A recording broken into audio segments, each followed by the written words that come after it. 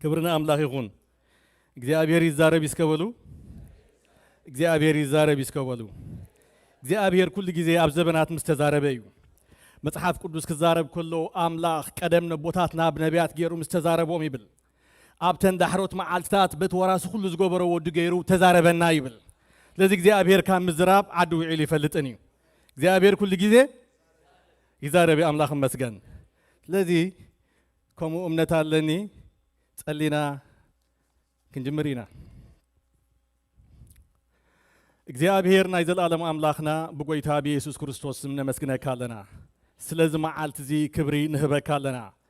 ዘስተምህሮም ጽቡቕ መንፈስ ሃብካዮም ማናውን ካብ ኣፎም ኣየጉደልካን ንጽምኣቶም ድማ ማይ ሃብካዮም ከም ዝብል ቃልካ እግዚአብሔር ኣምላኸይ በዚ መዓልቲ እዚ ብቃልካ ክትዛረበና እጽሊ ኣለኹ ንነብስ ወከፍና እግዚአብሔር ናይ ዘለዓለም ኣምላኽ በቲ ክትብለና ትደሊ መገዲ ክትራኸበና ونጽሊ ኣለኹ ترف جزينا كل نسخة باركو بيسوع اسم آمين متحف قدوس زحاسكم كابتن بيت إساياسي لما عالتي كزارب كابتن بيت إساياس معرف 4 كاب 10 كساب 10 زول حسابي كزارب قدمي نابو مأتاوي جن بزعبا تنبيت إساياس أطبقنا نفلطينا إليه حسب تنبيت إساياس حدا خافتم عبيتي ناي نبيات متحفت خوينو كباب سوسان شدشتن متحفتي ويدما معرفات زلوويو زقرم زخونا نبي كاب ناي قويتانا يسوس كريستوس لدتات حيزو كساع سكياتو زت زاربه كخون زلو نجرات زملكته قدما أمايت عمتات دما تزاربو تنبيو زتفتصم نبيو إذا نبي انت دارينا يو أفتن قداموت معرفات بزعبا كناني يزارب بزعبا فردي يزارب بزعبا أبت حزب زخون زلو نجرات تزاربو بزحي تزاربو دحرجن تمتحف ندأتنا يوم مسكدنا أنت داريهم مو خام معرف 4 كسب سوسان شدشتنا بزلو معرفات انت خدنا جن نهزبي تسفخ زارب كل يزرعنا نسرائيل تسفخهم زلو نهزبي تسفخهم زلو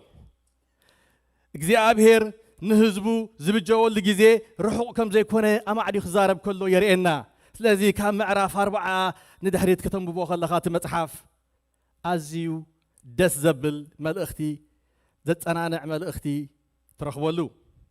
بس مخنيات معرف 4 خجمر كله نهزبي أتنانعو بالإجزابير لذي إجزابير نعنا زخون متسنع علوه إجزابير نهزب زخون متسنع علوه إجزابير نبيت زخون متسنع علوه إجزابير نمدرنا زخون متسنع علوه كبرنا أملاخ يخون تقندي ملأختي كاب إساياس 4 كاب 10 كساب 10 تزول خم ببي أفتح حسابتي خم ملالس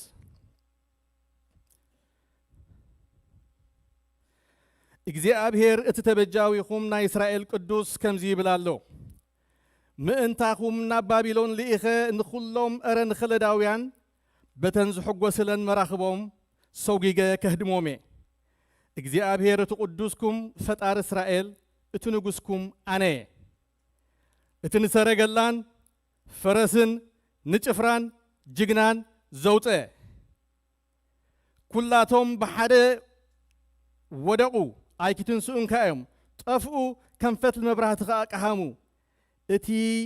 ኣብ ባሕርስ ጎደና ኣብ ብርቱዕ ማያት ከዓ መገዲ ዝገበረ እግዚአብሔር ከምዚ ይብል ነቲ ቀደም ዝነበረ ኣይትዘክሩ ነቲ ናይ ጥንቲ ከዓ ኣይትሕሰቡ እንሆ ሓድሽ ነገር ክገብር እየ ሕጂ ትበቆላላ ኣይትለልይዋ እንዶ ኢኹም እወ መገዲ ኣብ በረኻ ወሓይዝ ድማ ኣብ ምድረ በዳ ክገብር እየ ይብል እዚ ቃል እዚ እንተደኣ ርኢናዮ እግዚአብሔር ብነቢ ኢሳያስ ኣቢሉ ዝዛረቦ ዘሎ ሓሳብ እንታይ እንተደኣ ያልና ምዕራፍ 43 ብኹላ እንተደኣ ርኢኹማ ብዛዕባ ደቂ እስራኤል ካብ ምርኮ ምምላሶም ይዛረብ ሓደ ግዜ ናብ ምርኮ ከም ዝኸዱ حدا جزء كم زمارخو حدا جزء كم زوسرو እግዚአብሔር ግና ነቲ ዝሃቦም ተስፋ ፈጺሙ ካብ ምርኮ ከም ዝመልሶም ቅድሚ ነዊሕ ዓመታት ኣማዕዲኡ ተዛሪብዎ በዚ ምክንያት እዚ ነቢ ከምዚ ኢሉ ነቲ ቀደም ዝነበረ ኣይትዘክሩ ነቲ ናይ ጥንቲ ከዓ ኣይትሕሰቡ ኢሉ ትፈልጡ ዲኹም ናይ ዝበዝሕ ሰብ ሽግር ናይ መብዛሕትና ሽግር ኣብ ሕሉፍ ታሪኽና ስለ እንነብር እዩ ኣብ ሕሉፍ ትነብር እንተደኣ ኮንካ ናብ ቅድሚት ክትጥምታ የኽእለካን እዩ ኣብ ሕሉፍ ትነብር እንተደኣ ኮንካ ናብ ላዕሊ ክትጥምታ ይገብረካን እዩ ኣብ ሕሉፍ ትመላለስ እንተደኣ ኮንካ ኣብኡ ትነብር እንተደኣ ኮንካ ነቲ እግዚኣብሔር ኣባኻ ክገብሮ ሓሲብዎ ዘሎ ነገር ክትርኢ ኣይኽእለካን እዩ ኢሳያስ እምበኣር ዝተረዲእዎ ከምዚ ኢሉ ነቲ ናይ ቀደም ኣይትዘክሩ ነቲ ናይ ጥንቲ ከዓ ኣይትሕሰቡ ኣብ ማእኸልኩም ሓድሽ ነገር ክገብር ኢሉ ኢየሱስ ክርስቶስ ጎይታ እዩ እግዚአብሔር ሓድሽ ነገር ምግባር ልማድ እዩ እግዚአብሔር ኩሉ ግዜ ሓድሽ ዝገብር እግዚአብሔር ታሪኽ ኣይደግምን እዩ እግዚአብሔር ታሪኽ ደጊሙ ይፈልጥን እዩ ሰባት ታሪኽ እዮም ዝደግሙ እግዚአብሔር ግን እስከ ሓድሽ ነገር በሉ እስከ ሓድሽ ነገር በሉ እግዚአብሔር ሓድሽ ነገር እዩ ዝገብር ኣነ ነዛ ኣምላኽ እዚ ኣምነ እግዚአብሔር ሓድሽ ነገር እዩ ዝገብር ከምዚ ናይ ሰብ ታሪኽ ኣይደግምን እዩ ሞዲፋይ ኣይገብርን እግዚአብሔር እግዚአብሔር ግን እንታይ ይገብር ሓድሽ ነገር ይገብር ክብርና ኣምላኽ ይኹን መጽሓፍ ቅዱስ እንተደኣ ሪኢኹሞ ኣብ ነገስታት እንተደኣ ሪኢኹሞ እግዚአብሔር ሓድሽ ነገር ከም ዝገብር ክዛረብ ስለ ዘለኹ ኣርእስተይ ሓድሽ ነገር እዩ ዝብል ባይደወይ እንታይ እዩ ዝብል ኢየሱስ ጎይታ እዩ እግዚአብሔር ሓድሽ ነገር እዩ ዝገብር ብዘበን ነቢይ ኤልያስ እግዚአብሔር ዝናም ከዝልም ክደሊ ከሎ ከምዚ ገይሩ ክንዲ ኢድ ሰብ እተኣክል ደበና ካብ ባሕሪ ክትለዓል ምስ ረኣየ ዝናም ከም ዝዘም ተዛሪቡ እታ ንእሽተይ ደበና ከዓ ነቲ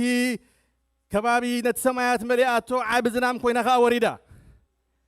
እዚ ሓድሽ ነገር ዝገብር ኣምላኽ ኣብ ዘበን ኤልሳዕ ምስ መፀ ግን ደበና ኣይትርዩን ንፋስ እውን ኣይትርዩን እዚ ጎዳጉዲ ባዕሉ ማይ ክመልእ እዩ ዝብል ኢየሱስ ጎይታ እዩ ታሪኽ ኣይደግምን እግዚአብሔር እንታይ ይገብርን እግዚአብሔር እስከ እግዚአብሔር በሉ ታሪኽ ኣይደግምን እዩ ታሪኽ ግን ይገብር ክብርና ኣምላኽ ይኹን እግዚአብሔር ሓድሽ ነገር ምግባር ልማድ ኣለዎ ነዚ ናይ እግዚአብሔር ሓድሽ ነገር ግን ዝቀባበል ልቢ እግዚአብሔር ክሰርሕ ከሎን እግዚአብሔር ኣኮሞዴት ዝገብር ልቢ ክህልወና ግን እግዚአብሔር ካባና ይደሊ ናይ ልብና ምድላው እግዚአብሔር ይደሊ ስለዚ ናብ ቤተ ኣምላኽ ክትመፁ ከለኹም ሰንበት ስለ ዝኾነ ይኮንኩም ክትመፁ ዝግባኣኩም ናብ ቤተ ኣምላኽ ክንከይድ ከለና ሰንበት ስለ ዝኾነ ጥራይ ኣይኮናን እግዚአብሔር ሎም መዓልቲ ክዛረበኒ ብዝላ ተሓሳስባ ኢና ክንመፅ ዘለና እግዚአብሔር ክፍውሰኒ እግዚአብሔር ክበፅሓኒ እግዚአብሔር ደሊቨር ገብረኒ ኢልና እንተደኣ መፂና እግዚአብሔር ንድሌትና ይራኸቦ በዚ ምክንያት መጽሓፍ ቅዱስ ከምዚ ይብል ንድሌትኪ ብፅቡቕ ነገር ዘፅግብ ይብል ነቲ ድሌትካ እንታይ ይገብሮ እግዚአብሔር ብፅቡቕ ነገር የፅግቦ ወይ ድማ ይራኸቦ ክብርና ኣምላኽ ይኹን ስለዚ እዚ ኢሳያስ ከምዚ ኢሉ ነቲ ናይ ቀደም ኣይትዘክሩ ነቲ ናይ ጥንቲ ከዓ ኣይትሕሰቡ እግዚአብሔር ኣብ ማእኸልኩም ሓድሽ ነገር ክገብር ይብሎም ኣሎ ተስፋ ዘይብሉ ክመስል ይከኣል እዩ ተስፋ ዘይረኣየሉ ነገራት ክመስል ዝከኣል ነገር እዩ እግዚአብሔር ግን ካብቲ ኣነ ንስኻትኩምን እንፈልጦን ላዕሊ ዓብዪ እግዚአብሔር ካብቲ ኣነ ንስኻትኩምን ኢማጅን ንገብሮ እግዚአብሔር ዓብዪ እዩ እዚ መዝሙር ድሕር ሰሚዕኹሞ ብዛዕባ ዕቤት ኣምላኽ ውዒሉ ኢሎም መዓልቲ ጎይታ ይባረኽኩም መዘመረ ናይ ሰማይ ዝኾነ መዝሙር ጎይታ ይባረኽ ዕቤት ኣምላኽ በቃ ዕቤት ኣምላኽ እንተደኣ ተረዲእካ ኩሉ ግዜ ነገራት ኣብ ቅድሜኻ ሽሪንክ እንዳገበረ እዩ ዝኸይድ ነገራት ካብ ዘዕበኻዮ መጠን ከዓ ከኣልነት ናይ ኣምላኽ ሽሪንክ ይገብረካ ስለዚህ ዕቤት ኣምላኽ ክትሓስብ ከለኻ ነገራትካ ኩሉ ግዜ እንታይ ይኸውን መሲልኩም ሕቶኻ ደሊኻ ትስእኖ ሕማምካ ደሊኻ ትስእኖ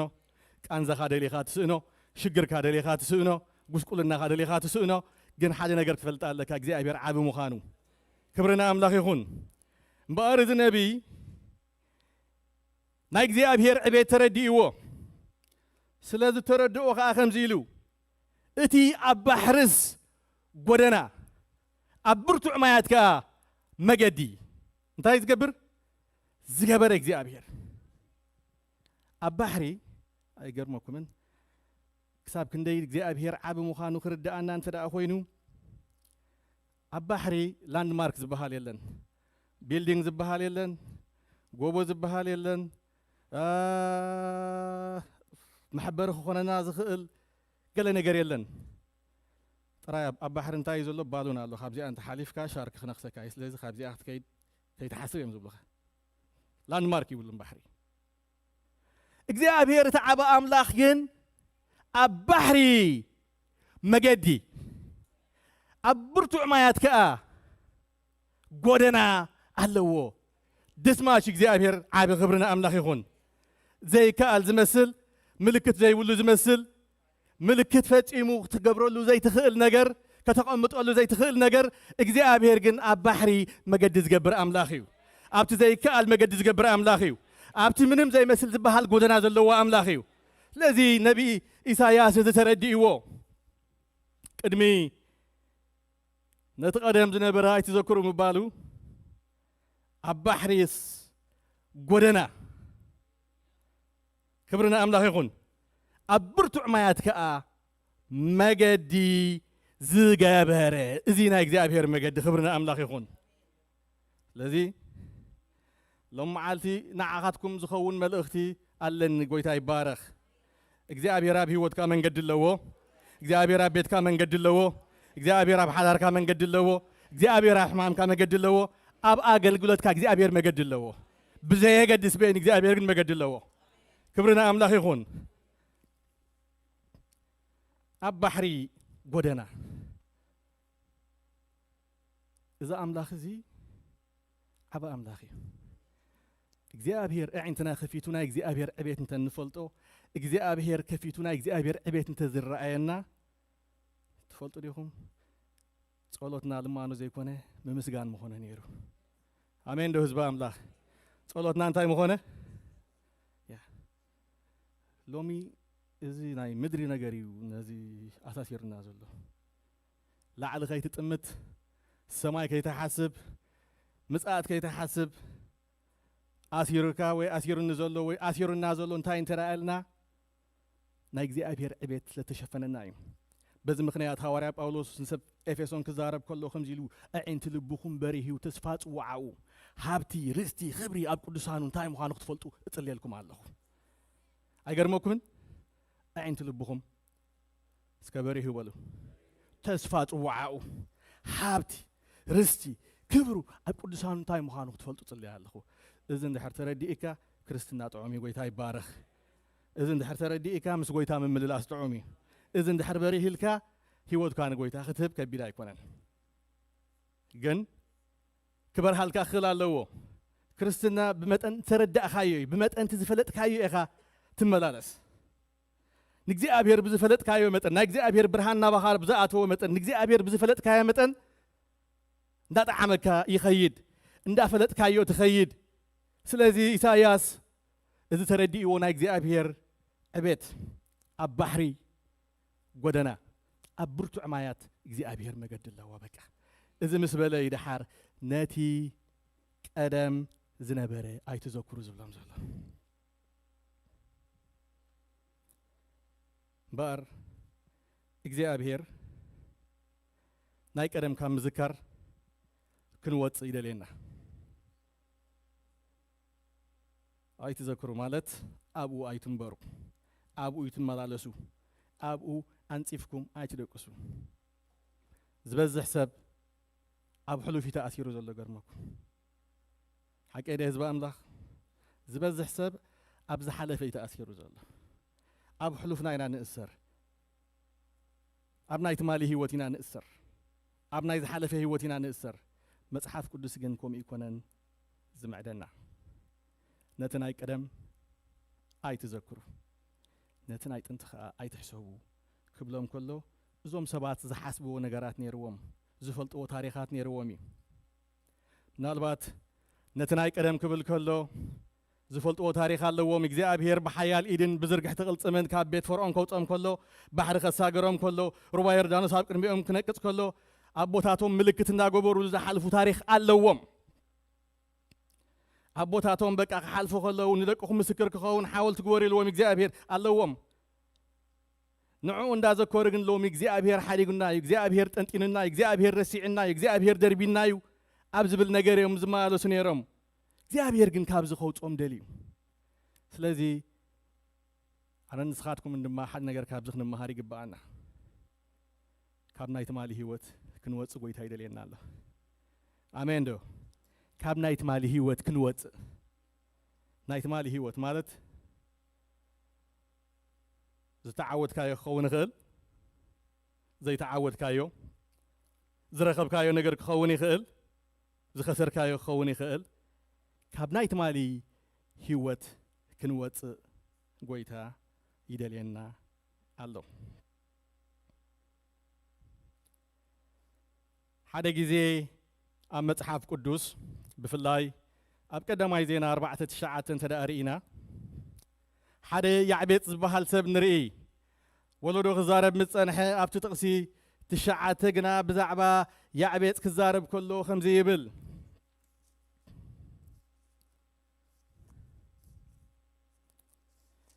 ቀዳማይ ዜና 4 ታይብል ያዕቤጽ ድማ ካብ ኣሕዋቱ ዝኸብር ነበረ ኣዲኡ ኸኣ ብጻዕሪ ወሊደዮ ኢላያ እሞ ስሙ ያዕቤጽ ኣውፃኣቱሉ ይብለና እዚ ያዕቤጽ እዚ ኣመጣጽኡን ታሪኹን ብጻዕሪ ዝተወልደ ሓዘን ዘለዎ ፔን ዘለዎ ጽቡቕ ዘይኮነ ድሕረ ባይታ ዘለዎ እዩ ሓደ ጊዜ ግን ሓሲቡ ንእግዚአብሔር ክልሙኖ ሓሲቡ ንእግዚአብሔር ክሓቶ ሓሲቡ ንእግዚአብሔር ግን ዓበይቲ ነገራት ክሓቶ ከሎ የርእየና እንታይ ኢልዎ ያዕቤጽ ድማ ንኣምላኽ እስራኤል ብርግጽ እንተ ትባርኸኒ ዶባተይ እንተ ተግፋሓለይ ኢድካውን ምሳይ እንተ ትኸውን ከይጭነቕ ድማ ካብ ክፉእ ከም ዝድሕን እንተ ትገብረኒ ኢሉ ለመኖ ኣምላኽ ከዓ እቲ ልማንኡ ሃቦ ይብለና ኢንቴንሽናል እዩ ኣመጣጽኡ ቃንዛ እዩ ኣመጣጽኡ ፔን እዩ ኣመጣጽኡ ጽቡቕ ታሪኽ የብሉን ብጻዕሪ ተወሊዱ ግን ኣብቲ ኣመጣጽኡ ወይ ድማ ኣብቲ ሕሉፍ መገዱ ክነብር ዘይወሰነ ሰብ ነይሩ ንእግዚአብሔር ኢልዎ ብርግጽ እንተ ትባርኸኒ ብርግጽ እንተ ትባርኸኒ 4 ዓበይቲ ሕቶታት እቲ ብርግጽ ዝብል ከም ዘረባ ጥራይ ኣይኮንና ንወስዶ 4 ኤክስክላሜሽን ከም ዘለዎ እዩ በቃ ብርግጽ እንተ ደኣ ኢሉ ብርግጽ ይኽብርና ኣምላኽ ይኹን እንታይ ዘርእየና እዚ ኣብቲ ኣመጣጽኡ ክነብር ዘይደሊ ሰብ እዩ ነይሩ ኣብቲ ታሪኹ ክነብር ዘይደሊ ኣብቲ ሕሉፉ ክነብር ዘይደሊ ግናኸ ሓድሽ ነገር ክለማመድ ዝደሊ ሓድሽ ነገር ክርኢ ዝደሊ ሓድሽ ነገር ክሰግር ዝደሊ ቅድሚ ሕጂ ዘይበጽሖ ነገር ክበጽሕ ዝደሊ ሰብ እዩ ነይሩ እግዚአብሔር ብርግጽ እንተ ትባርኸኒ ኢሉ ዓበይቲ ሕቶ ክሓቶ ከሎ የርኢ ትልማንኡ ከዓ ደስ ስለ ዘበሎ ኣምላኽ ከዓ ነቲ ናቱ ልማኖ ሂብዎ ክብርና ኣምላኽ ይኹን ስለዚ ናብራ ውሳኔ እዩ ኣብ ሕሉፍ ክትነብር እንተ ደኣ ደሊኻ ኣብ ሕሉፍ ክትነብር ኢኻ ሎም መዓልቲ ግን ኣነ ንስኻትኩምን ካብ ሕሉፍ ወፂና ናብ ቅድሚት ክንጥምት ጎይታ ይደልየና ኣሎ ካብ ናይ ትማሊ ድኻም ወፂና ኣብ ናይ ሎሚ ዓወት ክንመላለስ ደልየና ኣሎ ካብ ናይ ትማሊ ውድቀት ሰጊርና ኣብ ናይ ሎሚ ምስግጋር ክንርኢ ደልየና ኣሎ ካብ ናይ ትማሊ ክሲ ወፂና ኣብቲ ዝዓበየ ነገር እንተ ደኣ ጠሚትና ምስቲ ናይ እግዚኣብሔር ሓሳብ ክንሰማዕ ኢና እግዚኣብሔር ከ ኣብ ህይወትና ክኸብር እዩ እግዚኣብሔር ኣብ ኣገልግሎትካ ክኸብር እዩ እግዚኣብሔር ኣብ ስራሕካ ክኸብር እዩ ክብርና ኣምላኽ ይኹን جن ديسايد كنجبر كنكلا لنا خابو مفقون كنجبر يذكري يدلين بنايت ماله حاتيات زخص السبن ترى أهلي حنساب بنس حناب قويتها مسمت أخا قويتها ما حد قد حاتيات مسحابك تفتح خايخة بنايت ماله ودكتك سيطان مسكسة سكة نعو سمع خاص خادم ما نعو تستناقرون دحركون كانت حساب إيزي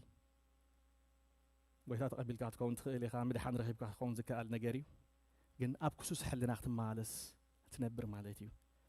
نعين نعهتكم من جنا حرام أنتم كون كريستوس حارنا تاوتين نايو سلازت صنعوا يبل كم بحدش برعت بارنت اسكا عاويلكم أي تقرنوا أي تقرنوا حرام أنتم كون كريستوس حرائق هزب أملاح بكريستوس جلوا هنا نيبل لمن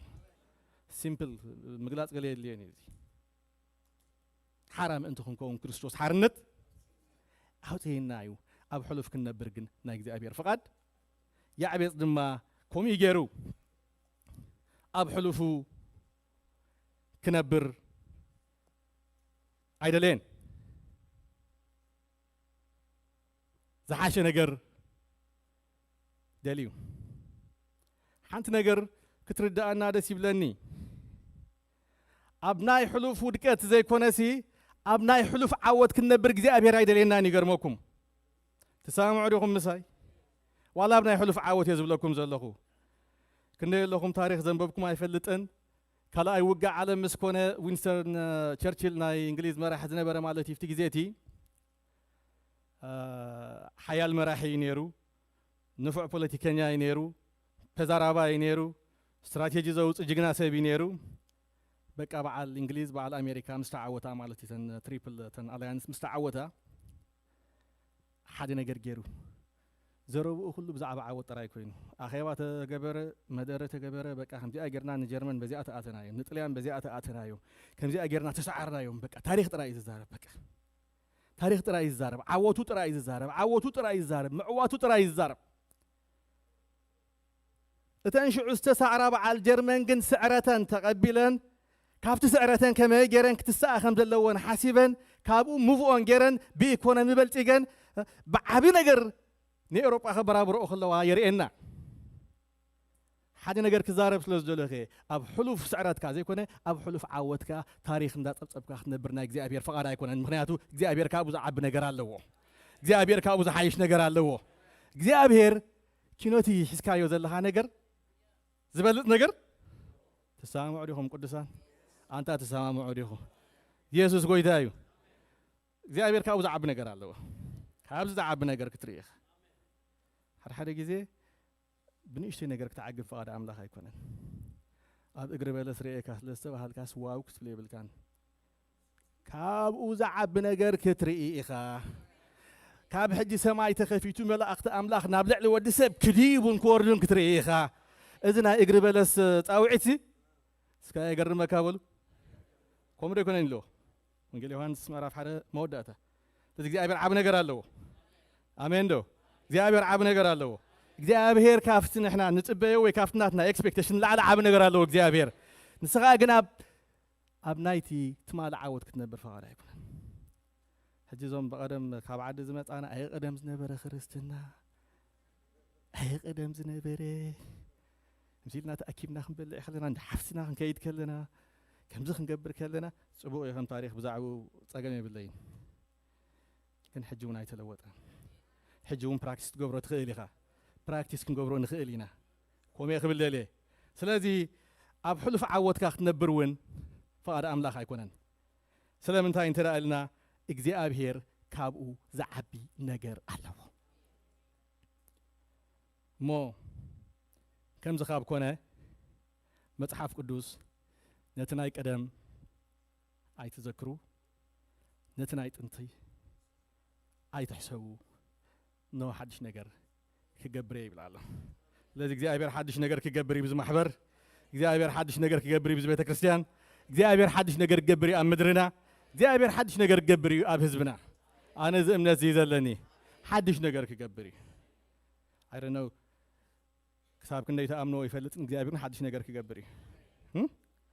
سامع عليهم قدسان أنت تسمع عليهم يسوع قويتاي كبرنا أملاك يخون جابير حدش نجار كجبري حدش نجار ناي مقبار بحري الله وجابير لذي نقويتا أزينا خنا أمنو يجبأ أنا مالتي إذا أمنت زل وسب كل جزء هيوتو اندابرتاع هيوتو انداوسخ هيوتو اندعبه زخيد جن اتي expectation ناتنا بليز اب حلوف كنبرنا እግዚአብሔር فقاد አይኮነን بار زن ثلاث ነገራት ተዛሪበ حسابي كود እግዚአብሔር حدش ነገር ክገብር እንተዳ ኮይኑ እቤት አምላኽ ክርዳአና ክኽእል ኣለዎ እንታይ ይብላለሁ እቤት አምላኽ በቃ እግዚአብሔር ዓብ አምላኽ ምዃኑ እግዚአብሔር ስልጡን አምላኽ ምዃኑ እግዚአብሔር ሰቮሬን ምዃኑ እግዚአብሔር ኤልሻዳይ ምዃኑ እግዚአብሔር ኩሉ ዝኽእል ምዃኑ እንተዳ አሜንካ እግዚአብሔር ይገብር እዩ እግዚአብሔር ዓብ ነገር እዩ ዝገብር ካልኣይ ዝረአናዮ ኣብ ሕሉፍ እንታይ ዘይምግባር ዘይምንባር ኣብ ሕሉፍ ዘይምንባር ሕሉፍ ጽቡቕ ኣይኮነን ኣብ ሕሉፍ ክንነብር ፍቓድ ኣምላኽ ኣይኮነን ሕሉፍ ውድቀት ሕሉፍ ሓጢኣት ሕሉፍ ፌይለር ሕሉፍ ዝኾነ ነገራት ኣብኡ ክንመላለስ ናይ እግዚኣብሔር ፍቓድ ኣይኮነን መጽሓፍ ቅዱስ بحدش ነገር እዩ ዝጅምር بحدش ነገር ከ እዩ ዝውድእ ተደኣ ሪኢኹሞ ኣብ ራእየ ዮሃንስ ክዛረብ ከሎ 21 ካብ 1 ክሳብ 3 ዘሎ ሓሳብ ተደኣ ሪኢኹሞ ብዛዕባ ሓድሽ ነገር እዩ ዝዛረብ እቲ ቀዳማይ ሰማይን እታ ቀዳመይቲ ምድርን ሓሊፎም ባሕሩ እንደጊምስ የልቦን እሞ ሓድሽ ሰማይን ሓድሽ ምድርን ረአኹ ብዛዕባ ሓድሽ ሰማይ ብዛዕባ ሓድሽ ምድሪ ስለዚ ክጅምር ከሎ ጥራይ ኣይኮነን መጽሓፍ ቅዱስ ክውድእ ከሎ ከዓ ብዛዕባ ሓድሽ ነገር እዩ ዝዛረብ ብክርስቶስ እንተሃልዩ ንሱ እንታይ እዩ እስከ ኣነ በሉ ሓድሽ ፍጥረት እየ ጎይታ ይባረኽ እቲ ሕሉፍካ ሪፕሬዘንት ይገብረካኒ እቲ ሕሉፍካ ተወዲኡ እዩ እቲ ሕሉፍካ ኣብ መስቀል ተዛዚሙ እዩ መጽሓፍ ቅዱስ ናተይ ናታትኩምን ታሪኽ ካብ መስቀል እዩ ዝጅምር ጎይታ ይባረኽ ቅድሚ መስቀል ታሪኽ የብልናን ቅድሚ መስቀል ምንም ነገር የብልናን ታሪኽና ካብ መስቀል እዩ ዝጅምር ኣብ መስቀል ከዓ ተፈጸመ ኢሉ ክርስቶስ ብዝዓፀዎ ነገር ኢና ንፍጽም ኢየሱስ ክርስቶስ ጎይታ እዩ ስለዚ ሓድሽ ነገር ክንለማመድ ክንክእል ኣለና ሓድሽ ነገር ክገብር እግዚአብሔር ኣብ ቤተ ክርስቲያን ሓድሽ ነገር ክገብር ኣብ ኣገልግሎት ሓድሽ ነገር ክገብር ኣብ ኣገልግሎት ተኣምራት ክገብር ዝተለማመደ ሪቹዋል ነገር ክንፍጽም ኣይኮንና ንመጽና እግዚአብሔር ክገብር እግዚአብሔር ሓድሽ ነገር ክገብር እዚ ዝብል ኣተሓሳስባ እንተዳሃሊና እግዚአብሔር ክገብር ጎይታ ይባረኽ እቲ ኣብ ባሕሪ ጎደና ዘለዎ ኣብ ብርቱዕ ማያት መገዲ ዘለዎ እግዚአብሔር ከምዚ ዝበለ ነገር ክገብር እዩ እሞ ንለውጢ ክሳብ ክንደይና ድልዋት ኣይፈልጥን ኩሉ ግዜ ግን ንሓድሽ ነገር ክንዳሎ ንሓድሽ ነገር ክንጸምእ ንሓድሽ ነገር ክንብህግ ይግባአና እዩ እዚ እንተደኣ ኮይኑ ብዙሕ ነገራትና እንዳተለወጠ ክኸይድ እዩ ኣምላኽ ዝተመስገነ ይኹን እዞም ኣብ ሕሉፍ ክነብሩ ዝደልዩ ኣብ ዝሓለፈ ክመላለሱ ዝደልዩ ታሪኽ ይፈልጡ እዮም ሂስትሪ ይፈልጡ እዮም ሓደ ግዜ ጊደዎን ኣብ መሳፍንቲ እንተደኣ ርኢናዮ ካብ ፍርሒ ዝተላዕለ ካብ ሽግሩ ዝተላዕለ ካብ ምስንባዱ ዝተላዕለ ዘይንቡር ነገር እንዳገበረ ከሎ ከምዚ ኮይኑ ኣብ ምዕራፍ 6:13 ዝዛረብ ዘለኹ ጎይታይ እግዚአብሔር ምሳና እንተደኣ ኣሊ ዝኹሉ ስለምንታይ ይረኽበና ኣሎ እግዚአብሔር ምሳና እንተደኣ ሃልዩ ስለምንታይ ናብ ጸላእትና እንጭነቕ ዘለና እቲ ኣቦታትና እግዚአብሔር ካብ ግብፂ ኣደይቡና ዶ ኣይኮኑን ኢሎም ዝነገሩና ኩሉ ተኣምራቱ ኸ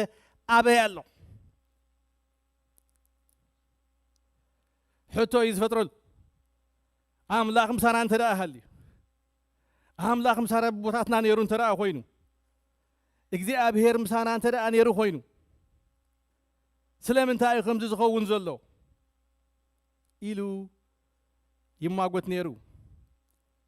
إجزي أبهر جن بو خجبروز زلينا جر نيرو إجزي أبهر زريعه بزعبه خالق إجزي أبهر ززاربه نعوه خالق إجزي أبهر بزعبات هزب زريعه خالق نسو زبلو خابك أبيد الله زنجرز مسوبوتاتنا نيري بحال تأمرات جيري بحال أبي الله إجزي أبهر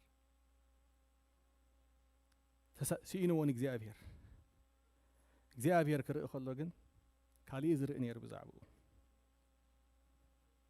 نميدياني له بزعب حيلها كم نحد سبع أجر كان تحت قبريها نحد هزبس كم نحد سبع أجر كحت وقعيها can you imagine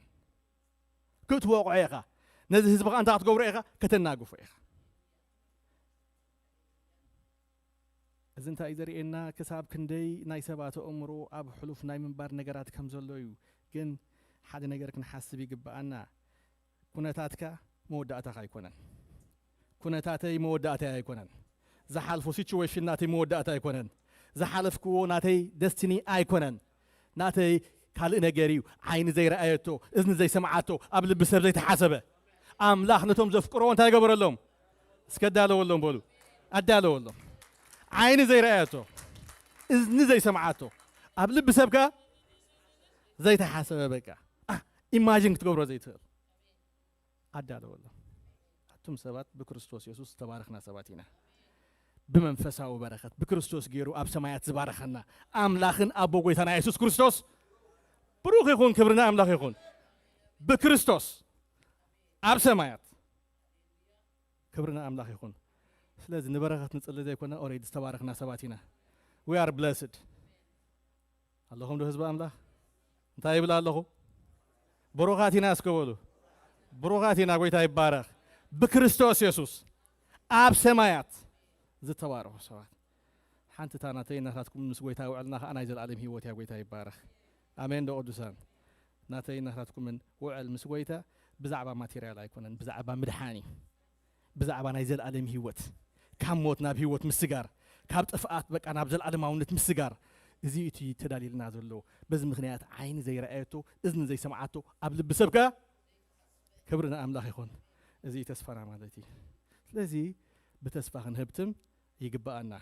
زي أبيرك حدش نجر جبري زي أنا يوم معلت منك زي أبير حدش نجر جبريو حدش نجر بيتي حدش نجر بسرحي حدش نجر محبر أملاخ حدش نجر مدري حدش نجر بهيستن حدش نجر بكبابي زي أبير كجبري كبرنا أملاخ يكون حدش نجر